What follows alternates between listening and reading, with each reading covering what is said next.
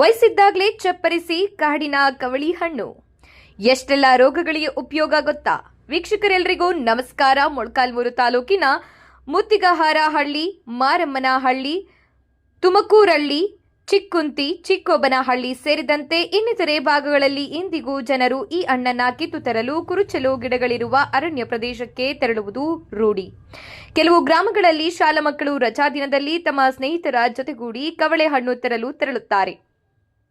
ಈ ಕವಳಿ ಹಣ್ಣಿನ ಹೆಸರನ್ನ ನೋಡಿ ಹೇಳಿ ಬಾಯಲ್ಲಿ ನೀರು ಬರುತ್ತೆ. ಯಾಕಂದ್ರೆ ಅಷ್ಟು ರುಚಿಕರವಾದಂತಹ ಹಣ್ಣು ಇದು. ಇದನ್ನ ಆಡುಭಾಷೆಯಲ್ಲಿ ಕವಳಿ ಹಣ್ಣು ಅಂತ ಕೂಡ ಕರೀತಾರೆ. ವರ್ಷ ಪೂರ್ತಿ ಹಸಿರಿನಿಂದ ತುಂಬಿರುವ ಈ ಸಸ್ಯ ಜೂನ್ ಹಾಗೂ ಜುಲೈ ತಿಂಗಳಲ್ಲಿ ಮಲ್ಲಿಗೆ ಹೂವನ್ನ ಹೋಲುವ ಹೂಗಳನ್ನ ಬಿಡುತ್ತೆ. ಮೇ ತಿಂಗಳ ಆಗಸ್ಟ್ ತಿಂಗಳವರೆಗೂ ಈ ಹಣ್ಣು ಸೇವೆಯಲ್ಲಿ ಸಿಗುತ್ತೆ.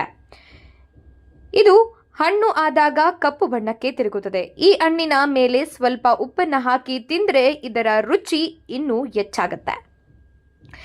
ಎಲ್ಲವೂ ಕೂಡ ಔಷಧಿಯ ಗುಣದಿಂದ ಕೂಡಿರುತ್ತದೆ. ಇವತ್ತಿನ ಮಾಹಿತಿಯಲ್ಲಿ ಕವಳಿ ಹಣ್ಣನ್ನ ಸೇವನೆ ಮಾಡುವುದರಿಂದ ನಮ್ಮ ಆರೋಗ್ಯಕ್ಕೆ ಯಾವೆಲ್ಲ ರೀತಿಯಾದಂತಹ ಲಾಭಗಳು ಆಗುತ್ತವೆ ಹಾಗೂ ಅದರಲ್ಲಿ ಎಷ್ಟೆಲ್ಲ ಪೌಷ್ಟಿಕಾಂಶಗಳು ಇವೆ ಎನ್ನುವುದರ ಬಗ್ಗೆ ಒಂದಿಷ್ಟು ಮಾಹಿತಿಯನ್ನ ತಿಳಿದುಕೊಳ್ಳೋಣ. ಈ ಕವಳಿ ಹಣ್ಣು ಪಿತ್ತ ಹೊಡೆದೋಡಿಸಲು ಒಂದು ಔಷಧಿಯ ಗುಣವಾಗಿದೆ.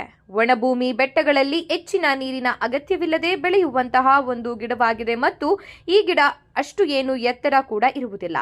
ಆದರೆ ಈ ಗಿಡ ಮುಳ್ಳುಗಳನ್ನು ಹೊಂದಿರುವ ಚಿಕ್ಕ ಗಿಡವಾಗಿರುತ್ತದೆ ಮತ್ತು ಈ ಗಿಡ ಬಿಸಿಲು ಪ್ರದೇಶದಲ್ಲಿ ಕೂಡ ಸುಲಭವಾಗಿ ಬೆಳೆಯುತ್ತೆ. ನಿತ್ಯ ತಿನ್ನುವುದರಿಂದ ನಮ್ಮ ದೇಹದಲ್ಲಿ ವಿಟಮಿನ್ ಸಿ ಕೊರತೆ ಕಾಣುವುದಿಲ್ಲ. ಇದರಿಂದ ನಮ್ಮ ರೋಗ ನಿರೋಧಕ ಶಕ್ತಿ ಕೂಡ ಜಾಸ್ತಿಯಾಗುತ್ತೆ. ಇದರಲ್ಲಿ ಪ್ರೋಟೀನ್ ಎಂಬ ದ್ರವ್ಯವಿರುತ್ತದೆ. ಇದನ್ನ ಜಾಮ್ ಹಾಗೂ ಸಿಹಿ ಪದಾರ್ಥಗಳಲ್ಲಿ ಬಳಸ್ತಾರೆ. ಇದರಲ್ಲಿ ಸಿಟ್ರಿಕ್ ಆಸಿಡ್ ಜಾಸ್ತಿ ಇರುವುದರಿಂದ ಮಲಬದ್ಧತೆ ಹಾಗೂ ಹಲವಾರು ಹೊಟ್ಟೆಯ ರೋಗಗಳಿಗೆ ಇದು ರಾಮಬಾಣವಾಗಿದೆ. ಕವಳಿ ಹಣ್ಣನ್ನ ಸೇವನೆ ಮಾಡುವುದರಿಂದ ನಮ್ಮ ಆರೋಗ್ಯಕ್ಕೆ ಯಾವೆಲ್ಲ ರೀತಿಯಾದಂತಹ ಲಾಭಗಳು ಆಗುತ್ತವೆ.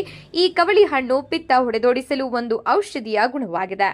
ಹೊಲಗಳ ರಸ್ತೆ ಬದಿ ಹಾಗೂ ಕಾಡಿನಲ್ಲಿ ಯಥೇಚ್ಛವಾಗಿ ಸಿಗುತ್ತಿರುವ ಕಾರೆ ಹಣ್ಣು, ಕವಳಿ, ಬಿಳಿ ಹುಲಿ ಹಣ್ಣು, ಸೆಳ್ಳೆ ಹಣ್ಣು ಕಣ್ಮರೆಯಾಗುತ್ತಿರುವುದು ವಿಷಾದಕರ ಸಂಗತಿಯಾಗಿದೆ.